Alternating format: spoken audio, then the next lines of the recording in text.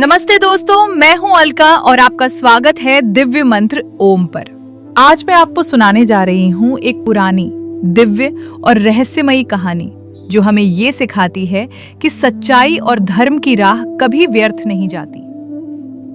ये कहानी है सिंहासन बत्तीसी, जहां हर पल भगवान की आशीर्वाद और न्याय का अनुभव मिलता है। बहुत समय पहले भारत में एक राजा था, विक्रमादित्य। वह न्यायप्रिय, धर्मपरायण और वीर था।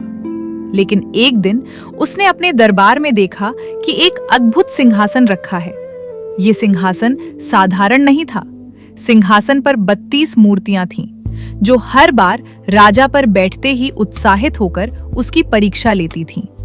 कहते हैं, जो राजा इस सिंहासन पर बैठता, उसे केवल धर्म और न्याय का पालन करना पड़ता, अन्यथा मूर्तियां बोल उठती। राजा विक्रमादित्य सिंहासन पर बैठा। पहली मूर्ति बोली, हे राजा, क्या तुम जानते हो कि तुम्हारा राज्य केवल वीरता से नहीं बल्कि न्याय और सच्चाई से चलता है? राजा ने उत्तर दिया, हाँ, मैं अपने प्रजा के लिए हमेशा न्याय और धर्म को सर्वोपरि रखता हूँ। मूर्ति मुस्कुराई और कहा, सही उत्तर, पर असली परीक्षा अभी बाकी है। मूर्तियों ने राजा को विभिन्न कथाएं सुनाई, जो उसे सच्चाई, बलिदान और नैतिकता की परख करने वाली थीं। एक कहानी में राजा को निर्णय लेना था कि क्या वह एक निर्दोष व्यक्ति को अपनी प्रजा की भलाई के लिए सजा देगा या उसे बचाएगा। राजा ने बुद्धिमानी और धैर्य से निर्णय लिया और सभी मूर्तियों ने प्रसन्न होकर कहा, तुमने सही मार्ग चुना। तुम्हारी भक्ति और न्याय हमेशा जीवित रहे।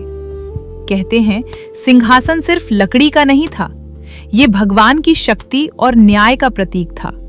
जो भी उस पर बैठता, उसका मन, हृदय और प्रजा के प्रति भक्ति परख ली जाती। सिंहासन ने राजा को ये भी सिखाया, सच्चाई, धर्म और न्याय से बड़ा कोई शक्ति नहीं। राजा विक्रमादित्य ने इसे समझा और हर निर्णय में यही मार्ग अपनाया। इस कथा से हमें ये शिक्षा मिलती है, किसी भी स्थिति में यदि हम सच्चाई और धर्म के रास्ते पर चलते हैं, तो भगवान हमारी रक्षा करते हैं और हमें सही मार्ग दिखाते हैं। सिंहासन बत्तीसी की मूर्तियां आज भी प्रतीक हैं कि सच्चाई और भक्ति के साथ किया गया निर्णय हमेशा फलदायी होता है।